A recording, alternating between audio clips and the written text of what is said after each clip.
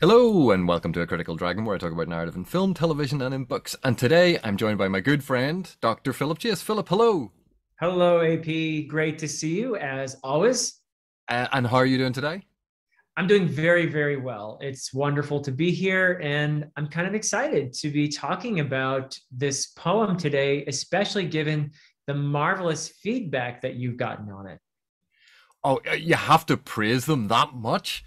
Well, Yeah, it's the pretty good. It's pretty oh good. the comments have far exceeded my expectations about the sort of the interactivity and people making really, really good points. So the way that I thought that we would structure this is everyone's already heard me read it.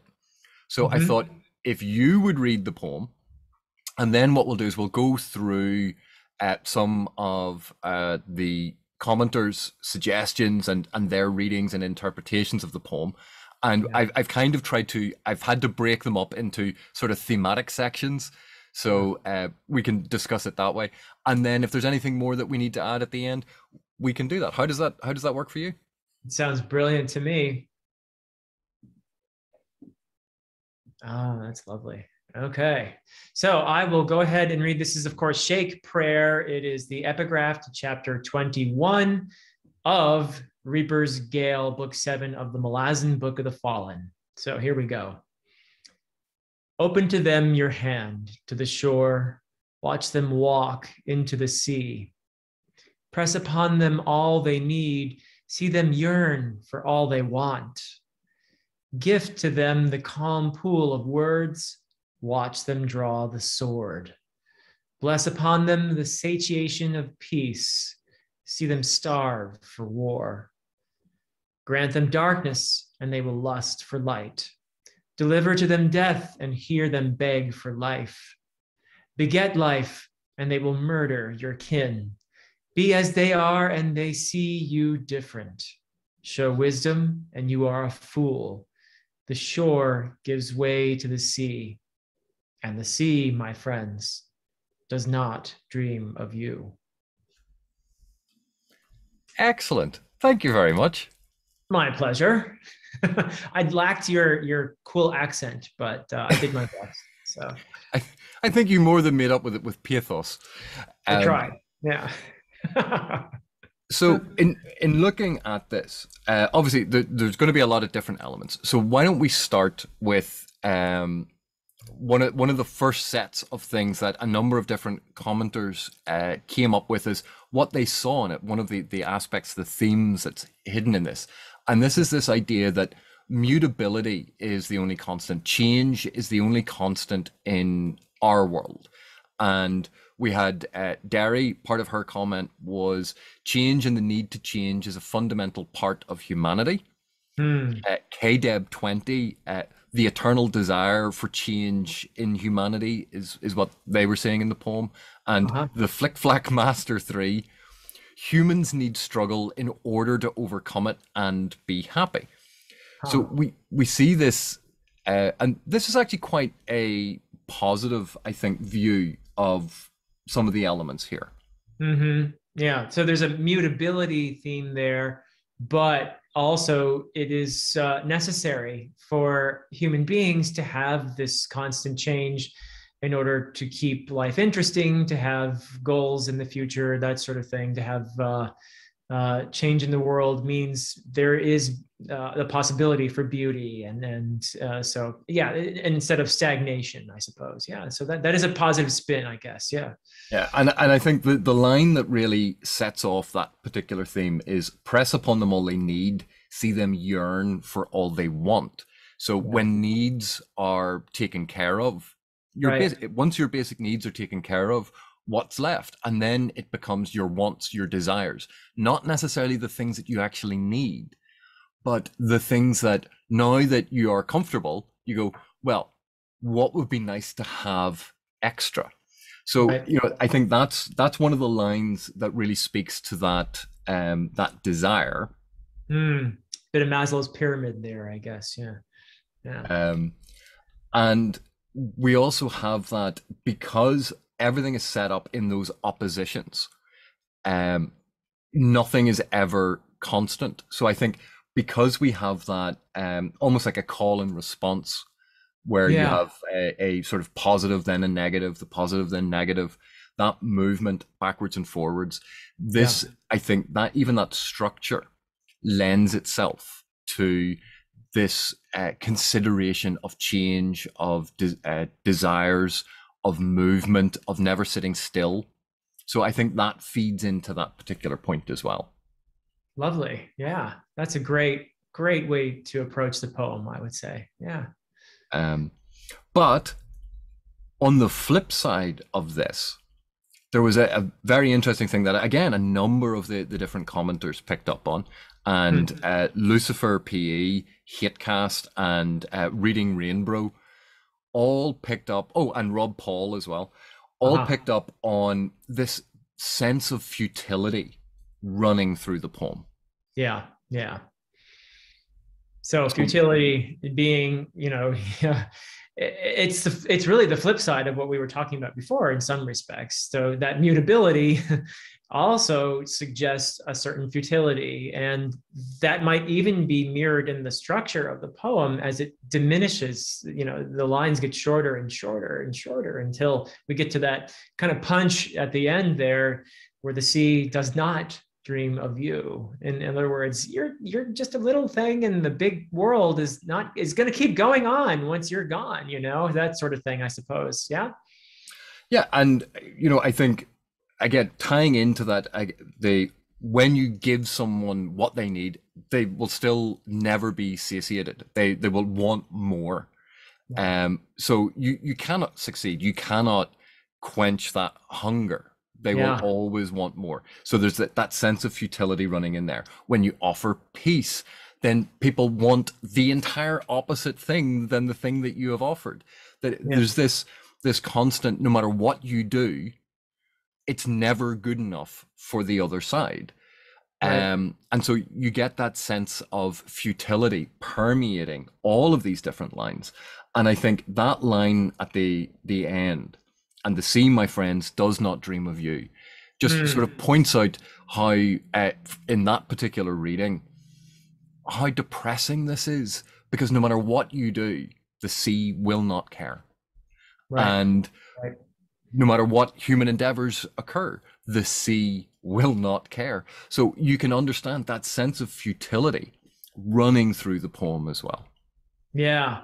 There's a poem by George Herbert, the Anglican priest, called The Pulley. And it's the conceit of the poem is that we're really bad at being content. Human beings are so bad at resting content. And the poem is, in a sense, it's God making humankind and putting in all these wonderful attributes and qualities, but leaving out contentedness as the one thing. So it's a bit of a Pandora's box kind of scenario in a way, or maybe in reverse, but that's a common observation in literature, is our lack of contentedness, how bad we are at being at rest. And once we get what we want, we're happy for a millisecond, and then we move on to the next thing. So yeah, that's good stuff. Yeah. And certainly if you think of how often I say, oh, I need something because I'm bored. And it's with so many time constraints in our day, like in the modern day, despite all of the advances, we tend to be so time poor, and we're constantly rushing from one thing to the next. And yet despite that, you go, oh, I'm so bored. And you're surrounded by all of these things. So it's amazing that throughout time, this has been a problem, part of human nature, that no matter what we have, we still get bored. We're never content. We always want more. And they didn't even have smartphones back then. Yeah. They didn't even have dumb phones, let alone smart ones. But I think this brings us into a great point. And obviously, you'll probably know more about this than I will because of the particularly American poetic tradition that this ties into. But nature being indifferent to human needs and concerns. Yeah. So Hatecast, KDeb20, Seth Ulakovic, fantastic philosophy, and Niflrog all pointed out in various ways this whole thing about nature does not care about human problems. Nature doesn't care about our needs, our wants, or our desires. When we pray to a god or to nature, if we're seeing those two things as kind of part and parcel of a force beyond humanity, right? If those things are not answered, it proves that God or nature is indifferent to their concerns. But nature does not think of us. It doesn't cater to our whims. And even though we are part of nature, because we're human beings, we're animals, we are made of the same substance as any other animal. Right. But even though we're part of nature, we set ourselves apart from it, and we define who we are in opposition. So I think that nature being indifferent to human needs and concerns is, was it the transcendentalist movement of poets? Yeah, I think there is some of that in there. In transcendentalism. The idea that we have a vastly overrated sense of our own importance, and that nature is I would call it more of a naturalism thing, though. Maybe like Jack London, that sort of thing. Transcendentalism being a little bit older, in the 19th century. The idea of almost a spiritual tradition to that, in line with a lot of Eastern philosophy, Buddhism and Hinduism, that sort of thing. But naturalism, I think, is the idea that nature's indifference. So Jack London, Call of the Wild, that kind of thing is what I think of there. But yeah, I see that in those, especially the last three lines of the poem. I would say those last three lines really do give that bit of a punch to this, and the idea of the shore giving way to the sea, this sort of nature cycles going on outside of our rather futile prayers, our beseeching some divine entity. And it's ironic if that's the interpretation we're going with, because it's the poem is called a Sheikh prayer. And it seems that there's a certain futility, and this is probably something to do with the Sheikh and their rather depressing, I think is one way to put it, outlook of futility, and this is in relation to their connection to the Taist Andi, who have lived for all this time without sense of purpose. So the idea of this being a prayer is somewhat ironic if the entity we're praying toward is indifferent to us, and there is a certain futility in that, isn't there? But you definitely see that in those last three lines, where outside of the cycles of nature, the sea doesn't dream of you. You're not that important, So yeah, neat stuff. Yeah, and I should have mentioned earlier, it was ReadingReignBro and Niflrog and Jeroen Admiraal had all mentioned that aspect about greed, about the idea that humans can't satiate themselves, that there's always this desire for more. But it's almost, Jeroen actually went even further and said that humans, being contrarian creatures, don't see the gift in anything they are offered and always yearn for the freedom to choose the opposite. Yeah, it's true. And Niflrog had said that that sometimes people don't know what they want, or they want the idea of something more than the actual thing. So it's and we see that in advertising, where you see this amazing thing and it's going to cure all of your ills, and if it's $19.99 in 3 easy payments, and it's going to come straight to your door, and you order it, and you end up with a house full of plastic crap. And none of these things fill that hole in our souls, or fill us up in any sort of way. And part of that is an aspect of the material consumption that we have versus a spiritual feeding. And again, I think that ties back into nature, that here we're seeing the desire for the sea, the desire for nature, but it is something different and we have to be wary of it. And it's that balancing point.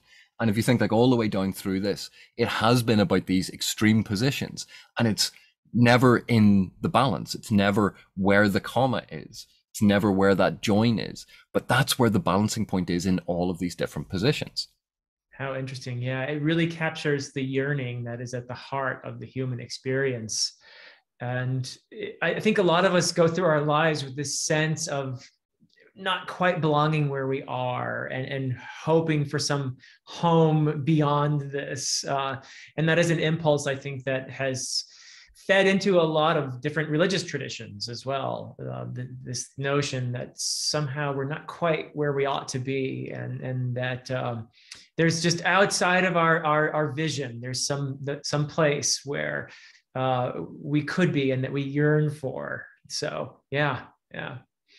And one of the I think one of the most interesting aspects that got brought up in the comments, and well, all of these things are good, don't get me wrong, but one of the ones that's most interesting to me was Gabriel, Thomas, Mosher, Niflrog, and Callinico Bo had all pointed out aspects of othering.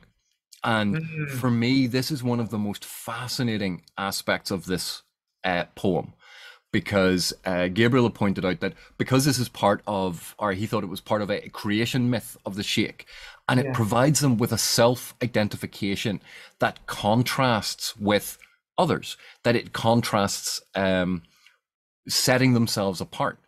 And actually, Rob Paul had pointed out that this is the prayer of the Sheikh against non-Sheikh.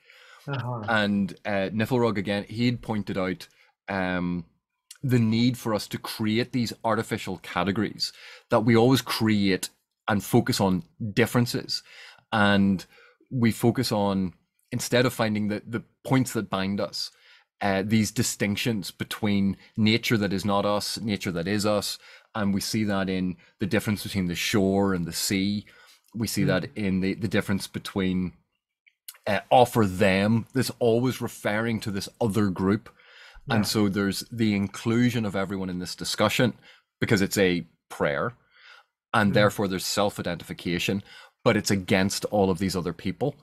And Callinico Bo had said it was a way for the Sheikh to find a reason to despise people who were not Sheikh. So again, focusing on these divides. It's so interesting because to some extent, this relates to the personal history of the Sheikh as a people that has been despised over the years, as a people that is an oppressed, minority group with a very difficult history.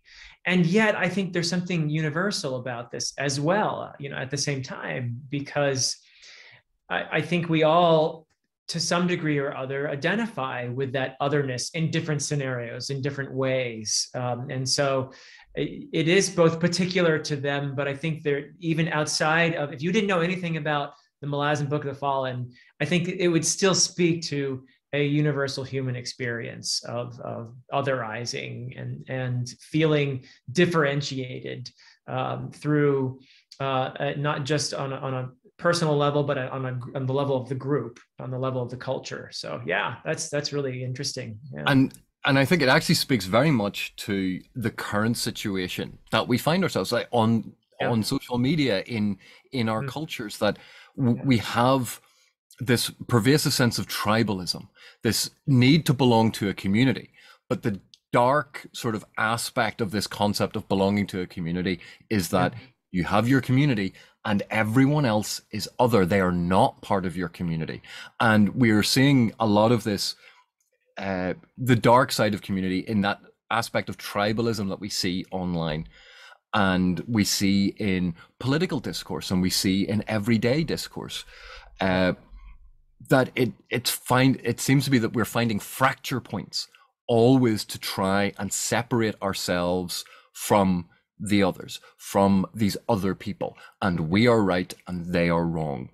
And there's a growing, in certain respects, a growing divide and inability to breach that gap, to try to find elements of commonality again. And I think we can see a lot of that in this poem. Absolutely. Yeah. I mean, how many of if you have any sort of public presence at all, like we have a small public presence with these platforms, these YouTube platforms, give to them the calm pool of words, watch them draw the sword. How many times have we had that happen in comments and things like that? So yeah, I mean, it's definitely a thing. The tribalism is it's an old part of humanity, and it's a part of our evolution, I think, which is why perhaps it's a difficult thing to transcend.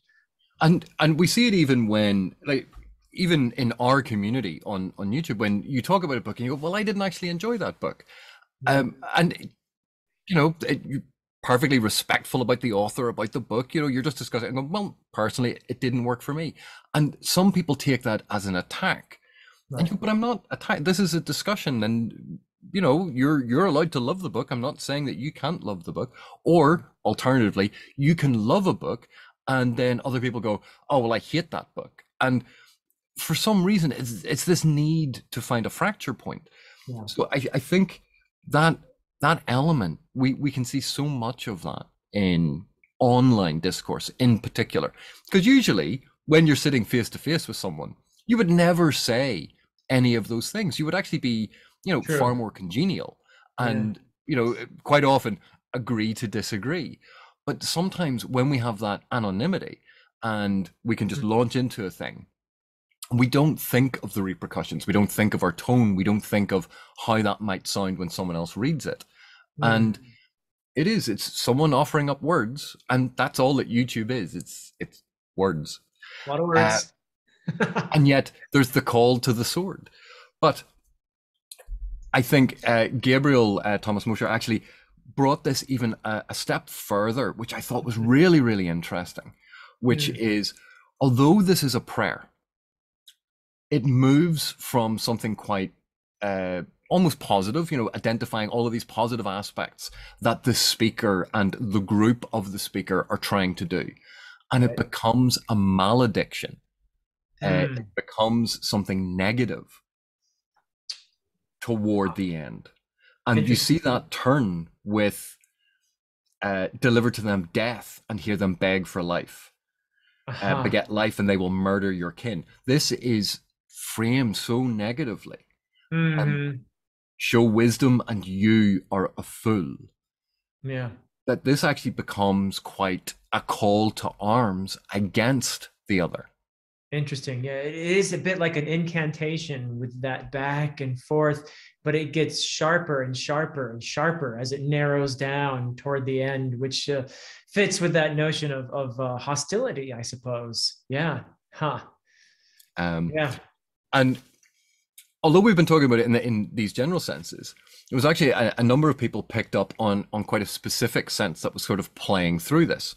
And it was Meris and Valdimir Zitka had sort of pointed out this as a struggle of leadership, that no matter what a leader does, they're always going to get criticized.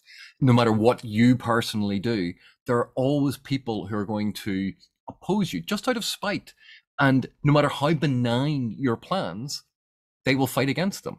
And they are oblivious to their hypocrisy. They're oblivious to the negativity of their position. Yeah. Which I thought was really, really interesting. But Francois Bouchart and Bryson came up with a slight spin on this. Okay.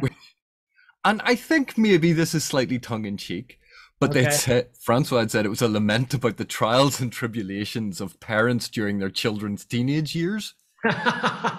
and Bryson had related it to the relationship parents have with their children. Oh, how interesting. Yeah, that's an interesting take, actually. Yeah. Yeah, grant them darkness and they will lust for light, deliver to them. Yeah, okay. Yeah. And so we can see this in where quite often we've talked like about a God figure, about nature, about all of these things, looking at it in terms of leadership, and not necessarily leadership of a country or an institution, in terms of that sort of position of authority. And it's something we've discussed in relation to Reaper's Gale. Right.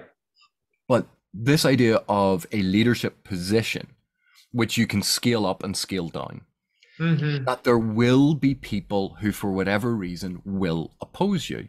and they will have their own reasons for it. And quite often they'll be absolutely 100% certain they are right. Yeah. Which is why we have that fridge magnet that says, teenagers, leave home now while you still know everything. Yeah. Well, it's interesting as a strategy of differentiation, which is what you're doing often at that age. You are trying to differentiate yourself as you carve out your own identity. So that makes sense. But I think also that's one example of how we differentiate ourselves from others. So that's one stage of life where we're busy differentiating ourselves, but it is a thing that goes on, on a bigger level, I think, as well, as one cultural group defines itself in opposition to other groups. So, yeah. And I think that's really interesting because it goes back then to this concept of othering, but instead of it being othering sort of on a sort of horizontal plane, us versus them, and looking at differences that way, it's looking at it in a vertical plane about hierarchy. Yeah. And about us versus them, looking up and down. So we can see how you can universalize these concepts and apply them in abstract in different notions in different ways on the very small scale, on the very personal scale, to the grand scale, the national scale, the international scale, between communities, between families, between cultures, that these tension points and this concept of looking for the differences rather than looking for the similarities, which is all about framing and how we see things. How interesting. Just remember that the next time I show wisdom and you think I'm a fool. Kind of walked into that one, didn't I? But there was a comment that really spoke to my personal interest that Seth Ulakovic made, and that was a comment about the structure, about that comma being the line of demarcation, but pointed to the line of demarcation, the shore and the sea, the positive and the negative, the oppositional points that we have, these sort of dyads of life and death, all of this on these balancing points. But because we have that movement, offer to them this and they reject it, offer to them that and they reject it, this movement backwards and forwards. So the push and pull of the language mimics the motion of the sea coming in and out over the shore. Lovely. Yeah. And of course, that's all structural. So I'm going to like that point. So I really appreciated that point that Seth made. Yeah, it's brilliant. And also, I think that looking at this as an opposition between shore and sea, you can take that in so many interesting places. If you think of the shore as life and the sea as a metaphor for death, for the vastness that is out there, that we will all return to at one point or another. The sea, if we conceive of it in that Buddhist way of being this vast entity to which really we pretend we don't belong, but we do all along. We're this tiny entity that we'll have to return to it someday.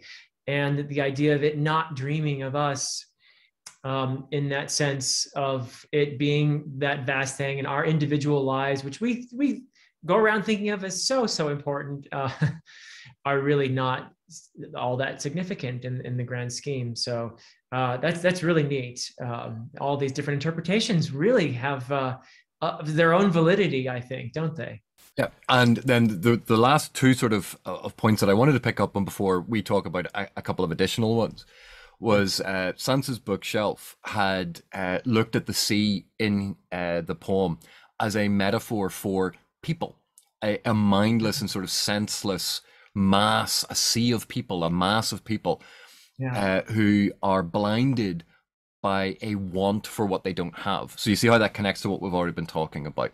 Yeah. But the shore, because it is more static, symbolizes calmer, wiser people, a societal structure that is in place.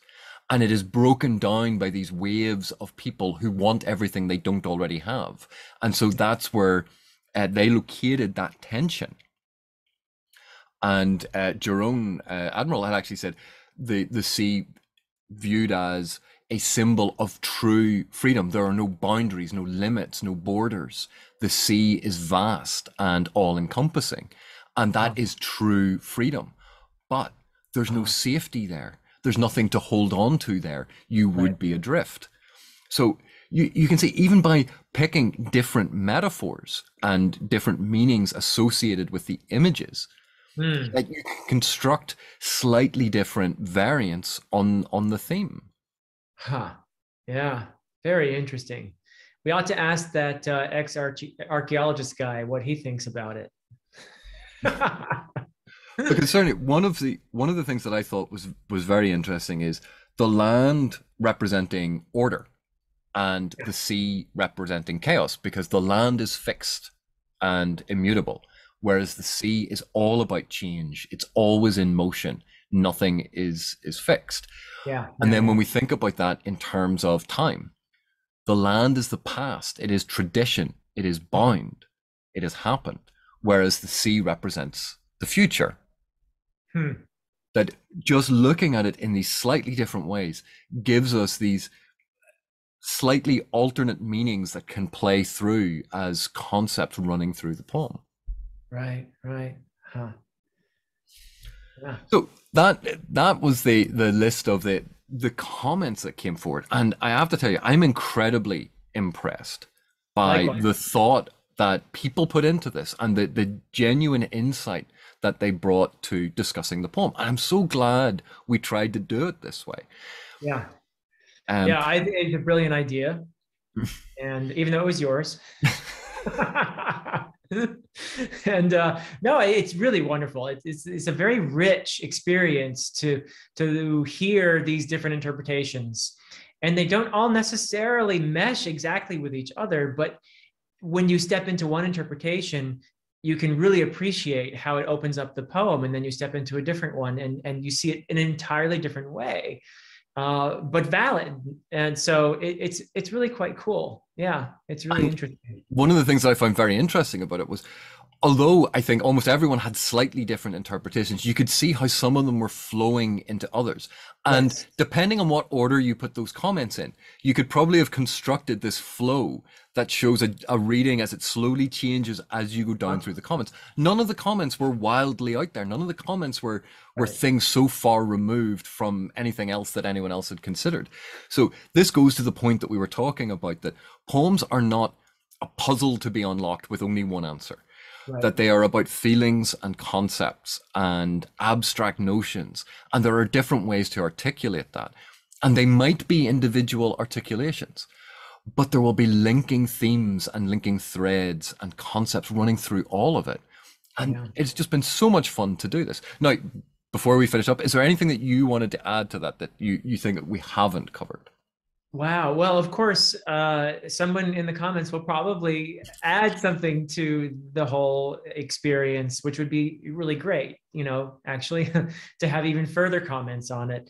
But I think we've covered it pretty well, AP. And I just want to actually take the opportunity to thank you for including me in this exercise, because I've really enjoyed myself listening to everybody's reading their comments first, and listening to your synopses of the various directions that people were going in and the nuances there. And I really agree with you that they sort of bleed into one another. And so, yeah, it just really cool experience. I love experiencing poetry this way. So hopefully your viewers will feel similarly. Well, thank you very much for joining me. And I'm sure you would join me in expressing immense gratitude to everyone who commented, to everyone who thought about it, and who tuned in to watch that video and maybe felt that they couldn't offer an opinion that time, or someone else had already said it. I really appreciate the interactivity that we've had with this particular video, and I loved the comments coming forward. So thank you so much for all of you for watching, for taking part. This has been brilliant. Thank you.